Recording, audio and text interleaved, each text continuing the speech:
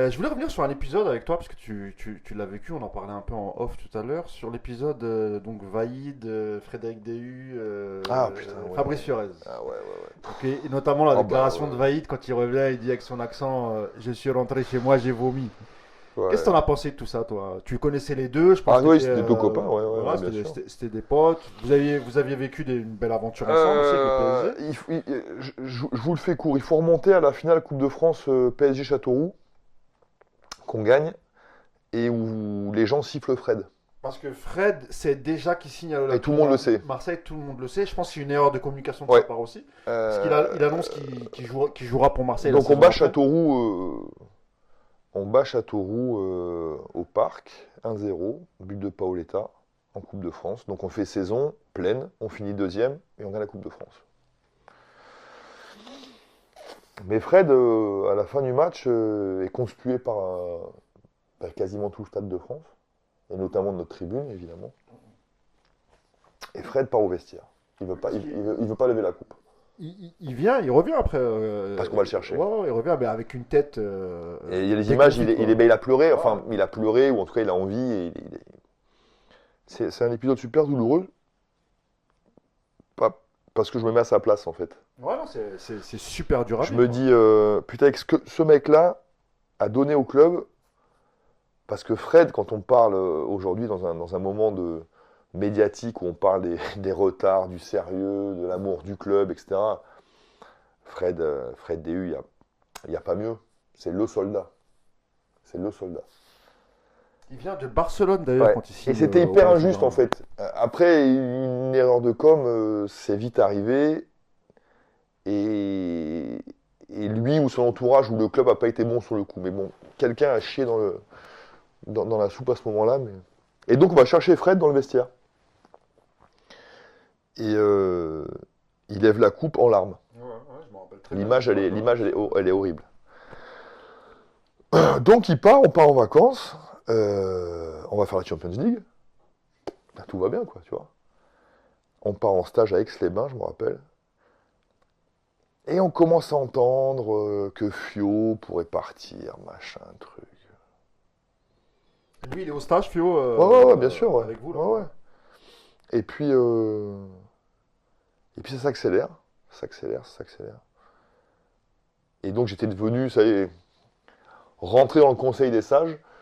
Donc Vaïd convoque José Pierre Fanfan, moi, Pedro, et je pense peut-être un des anciens, peut-être Doudou Cissé ou Bernard, et Mario Yepes. Et on est convoqué. Et à Fio, avec la même tronche que Fred un mois avant, dans le vestiaire. Et Vaïd, il fait un truc genre, vas-y, dis-leur, tu vois. Et là, on comprend. Il dit non. Et vous lui dites un mot, vous lui dites t'es sûr de ce que tu veux faire, vous Moi, je vous me rappelle- tentez un peu de Alors, le raisonner ou pas c'est du très tout? loin, hein. Mais de souvenir un peu. J'ai voulu enlever ce moment-là de ma tête, parce que c'est tellement un moment qui. Alors là, on en reparle, qui change nos vies. Bien sûr. Alors, c'est un gros compliment que je fais à Fio, mais c'est un moment qui change peut-être nos vies, parce que à ce moment-là, on est intouchable. On a une super équipe. Pedro est en pleine bourre, moi je suis en pleine bourre. Fiorez d'ailleurs est en pleine bourre. Fio est en pleine bourre. Super joueur au PSG. Vaïd lui dit, Fio, je vais faire équipe autour de toi. Le mec, moi, il me dit ça, je fais deux gouttes, quoi. Tu vois, c'est. Non, mais quand un coach te dit ça dans ta carrière, t'es au PSG, le mec, il te dit. T'es le futur, ça fait. Fiorez après tout. Hein. Oui, non, mais le mec lui dit, ça fait de Suzic, quoi. Tu vois, vas-y, je fais l'équipe pour toi. Putain. Et c'est ça, c'est là l'erreur de Fio. D'ailleurs, je lui ai dit des années après, je lui ai dit, mais c'est là ton erreur. C'est pas que tu veux aller rejoindre Fred. Pour ça, à la limite, on s'en cogne. Mais c'est que, putain, pense à toi. Pense à toi, bordel. Sois égoïste. T'es ici, t'es le meilleur milieu droit de France. Et même pour lui, je pense que l'équipe de France était pas loin, parce que le milieu droit était vraiment bon, il était intelligent, il savait repiquer, il savait finir.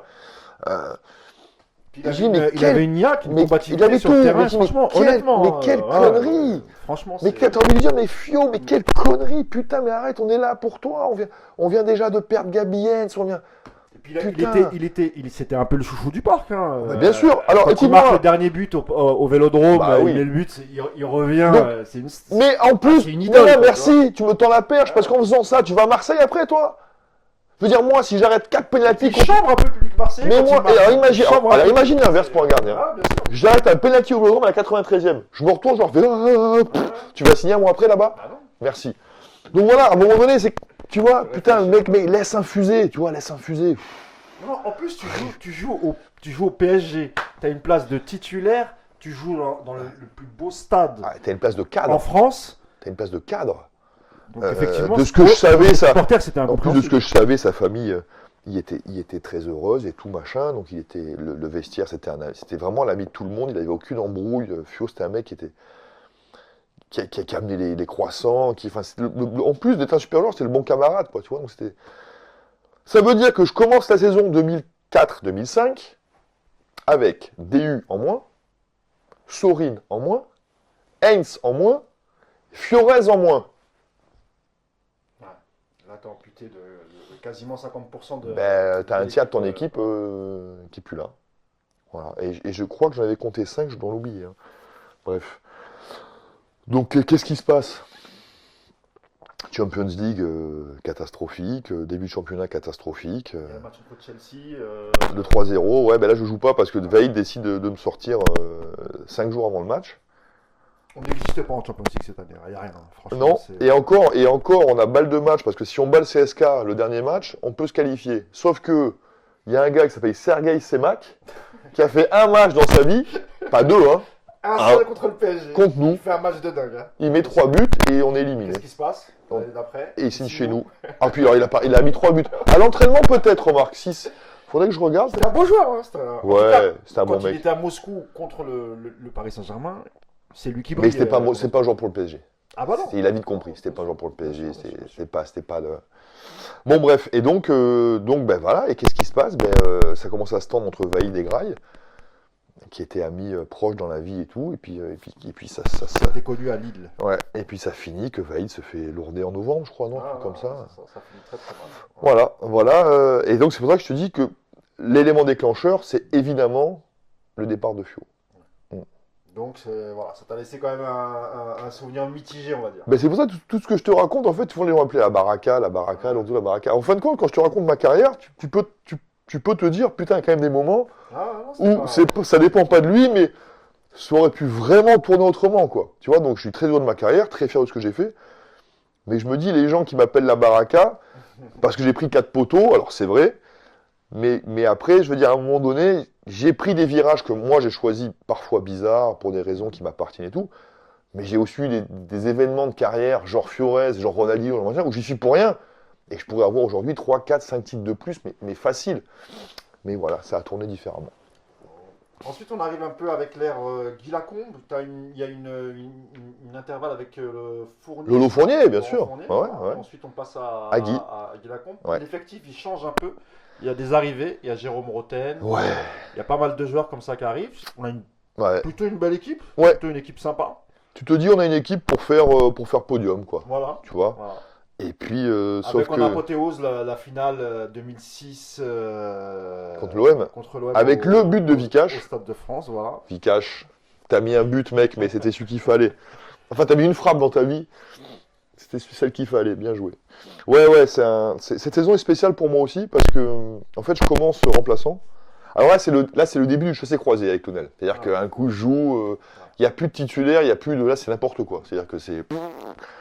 Et c'est d'ailleurs pour ça que je suis à vie pour le numéro 1 et le numéro 2. Je crois pas au... Au turnover comme ça. Là, Tourelle a 2 gardiens d'exception, par exemple, je fais une parenthèse, mais néanmoins, j'y crois pas. Néanmoins, on en reparlera si vous voulez qu'on parle bien sûr. d'Areola tout à l'heure, parce que Alphonse, c'est un gamin qui me passionne, mais j'y crois pas. Et ma vie me montre que ça peut pas marcher sur le long terme. Ouais, il faut une hiérarchie, il faut un numéro 1 et un Alors là, numéro 2 bien désigné. on a Gigi Buffon, ça part, parce que bon, t'as le maître. Mais un gardien, il progresse comment? En s'entraînant avec Gigi Buffon ou en faisant 50 matchs au lieu de 25 dans la saison? C'est la bonne question qu'il faut se poser. Moi, je suis persuadé que tu progresses en jouant. Si tu enlèves 30 matchs par saison à un mec, il va moins progresser. Donc l'année avec Guy Lacombe, Lionel commence la saison, et donc je commence les matchs de coupe. Et notamment un match, je me rappelle toute ma vie au Parc des Princes contre Auxerre au premier tour, putain. Il y a côté Boulogne, c'est comme ça. Hein, ça prend pas le soleil là-bas, donc côté Boulogne c'est comme ça. Et côté Auteuil, c'est un marécage, il y a ça debout. Donc les gardiens, c'était Fabien Coll de l'autre côté. Ouais. On va voir l'arbitre, on dit est-ce qu'on peut faire la pièce avant? Parce que c'est pas les mêmes crampons du tout là-bas. Et donc l'arbitre et Sabrin avait fait la pièce avant. Pour te dire, je me rappelle ce match que je fais un gros match. Et je fais tellement un gros match que Guy Lacombe me met titulaire. Donc c'est pour ça que Lionel fait la finale contre Marseille. C'est qu'en fait, la hiérarchie s'est inversée en cours de saison. Et que du coup, j'ai pris le championnat. Et après, de manière logique, comme c'était la tradition presque au PSG, la tradition de faire jouer le copain en coupe, n'est-ce pas? Donc je redonne la coupe à Lionel. Et du coup, il est bon en quart, en demi, et en finale, on bat Marseille. Donc voilà, cette année-là, j'ai commencé la coupe et lui, il l'a fini.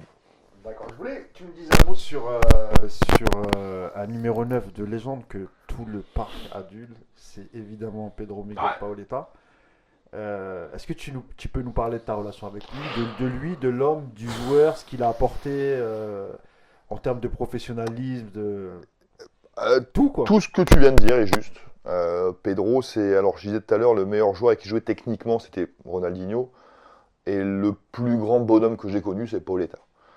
Sans aucun problème et très loin devant tout le monde. Pedro était un homme d'une qualité extrême, gentillesse, professionnel, empathique, tout, bon, juste un peu bon footballeur aussi. Et je vais vous raconter une anecdote pour que vous compreniez le personnage. Un week-end, on a 3 jours, c'était très rare, et je pars au Portugal. Et on rentrait de Nantes, on avait joué à Nantes la veille. Et je lui dis, tiens Pedro, je pars à Lisbonne demain. Et oui, aujourd'hui, ils vont en Floride, moi à Lisbonne. Hein. On fait avec les moyens. Qu'est-ce que je te dise?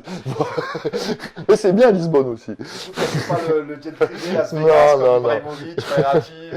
Non, c'est Lisbonne. Non, c'était Lisbonne. C'était ce week-end sympa. Et Pedro me dit, putain, moi aussi. Ah, qu'est-ce que j'ai pas fait de dire ça? Écoute-moi, il m'a pris en main du matin au décrassage jusqu'à l'arrivée au... Alors, il m'a amené bouffer avec sa famille. Avant de prendre l'avion, il m'a amené bouffer là 2 pas d'ici avec sa famille. Moi, j'étais gêné, tu vois. Même si on était potes, je bougeais avec ses enfants, sa femme, la nounou, le truc. Moi, j'étais comme ça. Je dis, oh putain, je suis avec Paoletta.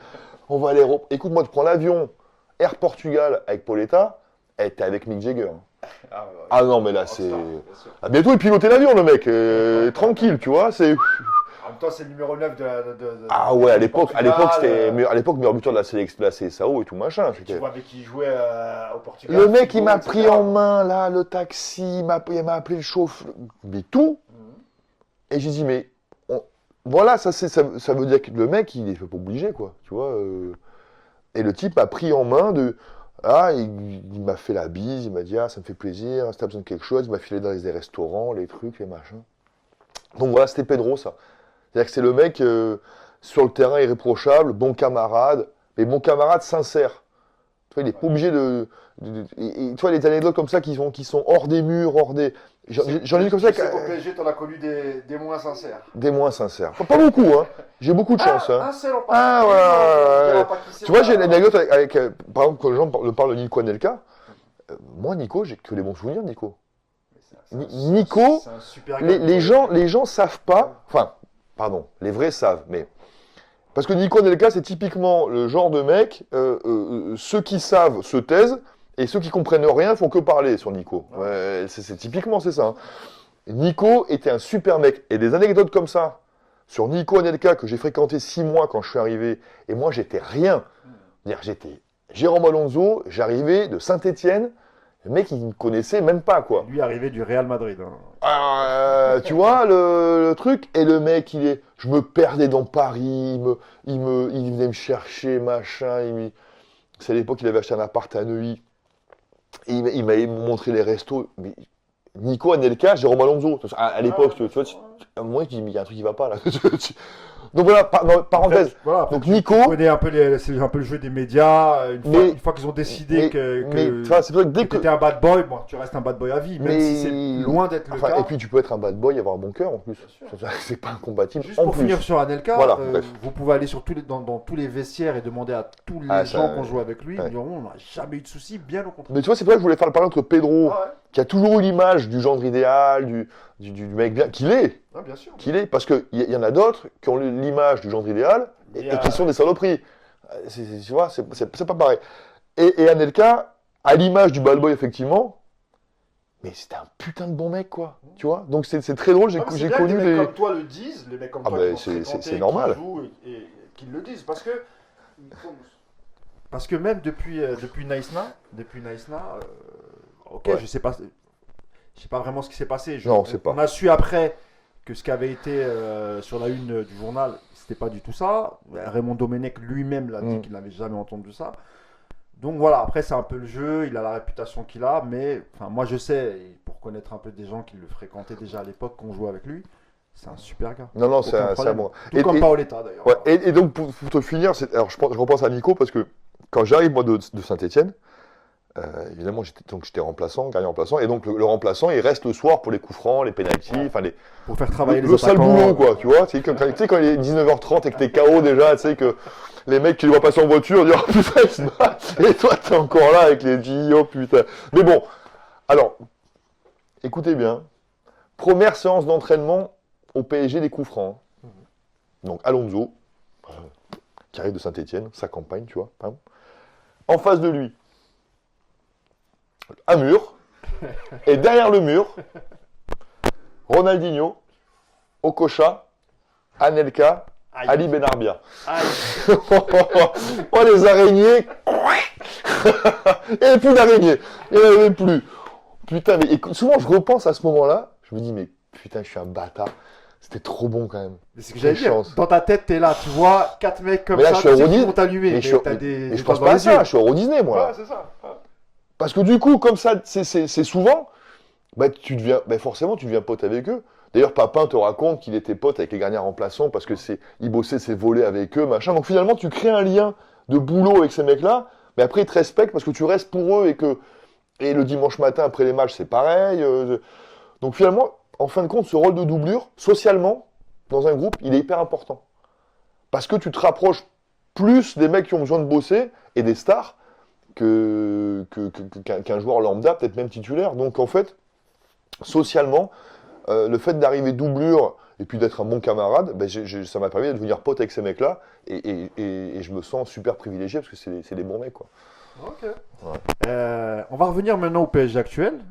Avec plaisir. Donc, l'RQSI, ça démarre en 2011. Et moi, je trouvais que c'était un peu... Il y a un paradoxe qui me surprend. C'est qu'à ton époque, il y avait des grands joueurs, mais beaucoup moins, parce qu'il y avait moins d'argent, beaucoup moins qu'aujourd'hui. Et pourtant, les titis, les jeunes du centre de formation, jouaient beaucoup moins à ton époque qu'aujourd'hui. Quel œil, toi, tu as sur le fait qu'aujourd'hui, quand même, il y a pas mal de jeunes qui montent et qui font des matchs et qui accompagnent même le groupe en Ligue des Champions, etc. Ce qui était beaucoup moins le cas à ton époque. C'est une très bonne question. À l'époque, et depuis une heure qu'on parle, finalement, on se rend compte qu'à l'époque, le PSG, c'était pas facile, quoi. Ah ouais. C'est pour ça que je te pose la question. On gagnait pas de titre, à part à la Coupe de France, régulièrement, mais on avait beaucoup de mal à exister en championnat. Il y avait des bons jeunes. CF, l'épisode Paul Le Guen avec les Sankaré, les Sako, les Mabiala. Sako Capital à 17 ans. Les grands Ndiaye. Mais même quand toi t'arrives, t'as Selim Benachou, t'as des joueurs comme ça, t'as Jean-Michel Badian qui monte. Jean-Mimi et Lorixana. Lorixana. Bref, mais sauf que alors ma réponse c'est pour intégrer des gamins dans une équipe qui tourne pas. Mais paradoxalement, c'est beaucoup plus dur que de les intégrer dans un turnover où l'équipe marche bien, où tu sais que tu vas gagner des coupes, même avec 4 gamins du centre de formation, ce qui n'était pas notre cas à l'époque. Donc aujourd'hui, comme le PSG a une marge énorme en France, tu peux intégrer tes jeunes dans des matchs, j'allais dire, moyen À ta portée. à ta portée, où tu sais que même avec Ensoki, Diaby et machin, tu vas gagner facilement contre Amiens, contre Guingamp ou même contre Rennes. Et en fait, cette marge-là, à mon sens, te permet d'incorporer et de faire jouer régulièrement des jeunes. Et si ces jeunes-là jouent régulièrement en coupe, en championnat, ils sont bons, bah du coup, leur intégration en Champions League, elle se fait naturellement. Ta question, elle est bonne, parce qu'à l'époque, nous, on n'a pas de Champions League. Donc, la question, elle se pose même pas. Ça veut dire que tu as une fois la Champions League en 2003, quand on l'a fait 2004, et tu vas pas faire rentrer 4 gamins Voilà, c'est sûr. contre Moi, je Chelsea. parlais vraiment pour le championnat. Voilà. Pour le championnat. Mais quelque part, la profondeur d'effectif du PSG et aujourd'hui la marche qu'ils ont en France sur les autres ben, permet d'intégrer au fur et à mesure des joueurs. Rappelle-toi au début d'Adrien Rabiot, il a commencé à être bon. Kimpembe, Ils ont commencé à être bons en Coupe et en Ligue 1. Ouais, c'est ça. Ils n'ont pas commencé à être bons en C1 tout de suite. Hein. Mais sauf comme ils jouaient plus souvent que les nôtres de gamins à l'époque, regarde Céline Benachour. Ben, techniquement, j'ai vraiment vu un mec aussi doué. Mais il jouait dans un PSG moyen. Ça veut dire que Céline qui joue dans le PSG d'aujourd'hui, ben, peut-être que demain, ici à Valence, à Mönchengladbach, peut-être pas dans un top 5 européen, mais dans un très bon club allemand, anglais ou espagnol.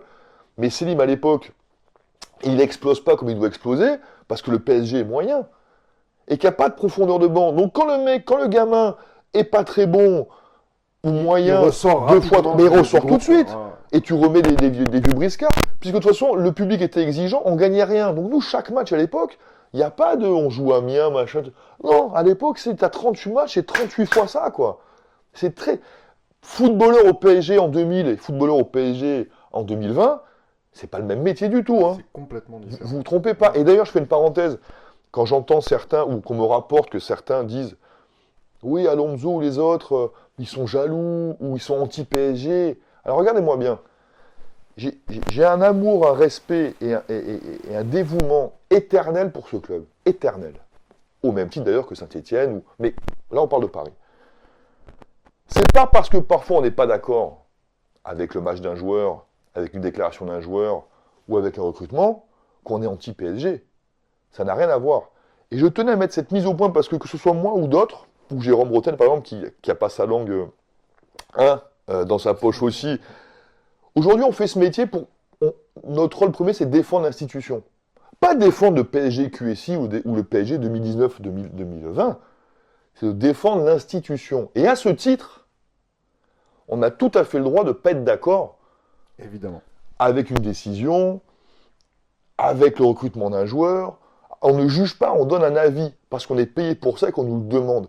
Mais ne pensez jamais, quand vous parlez d'un joueur qui est anti-PSG, lisez bien tout ce qui se dit et tout ce qui s'écoute, parce que des joueurs qui ont été fidèles et loyaux envers le PSG, dans les médias, il y en a. Il y en a. Écoutez-les bien, écoutez-nous bien, parce qu'on est loyal, mais par contre, ça nous donne le droit. Moi, le PSG, c'est comme une famille.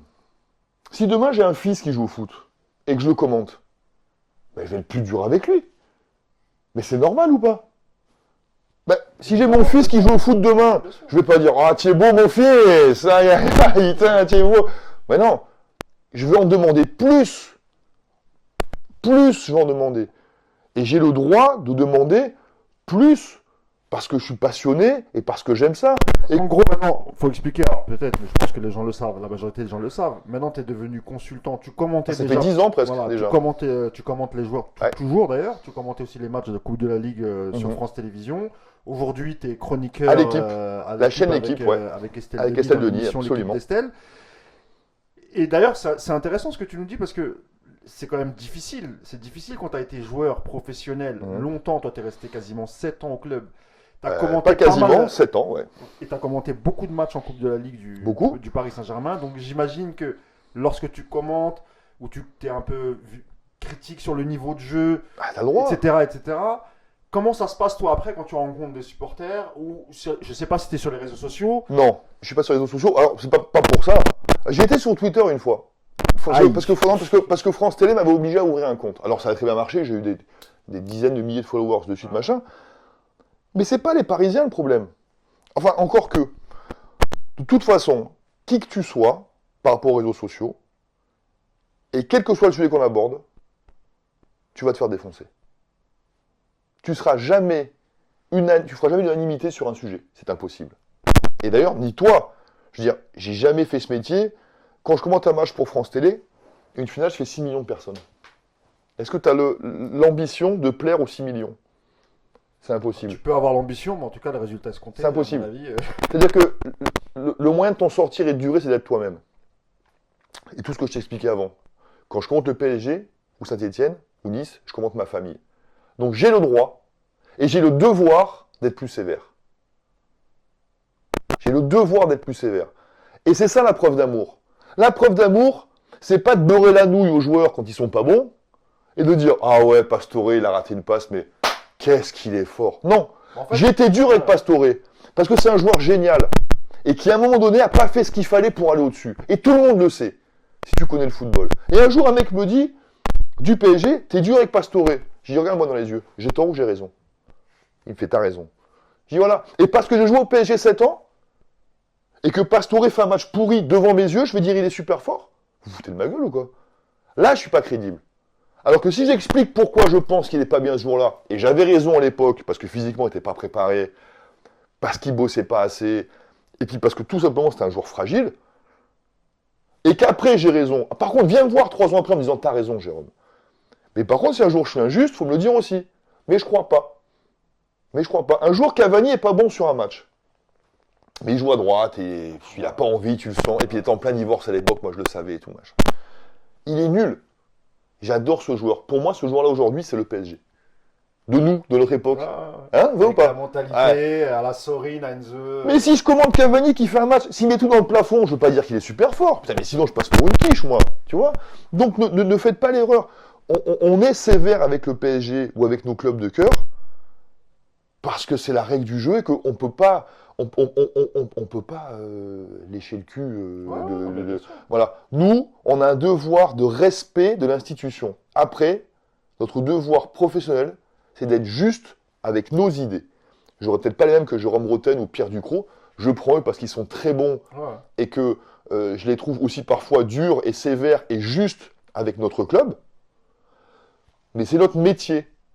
Et c'est pas parce qu'on a joué longtemps au PSG qu'on doit être d'accord H24 avec tout ce qui se fait. Voilà, j'ai fini la parenthèse. Jérôme Alonso, on te remercie énormément pour Je suis désolé, on a tchatché. Hein.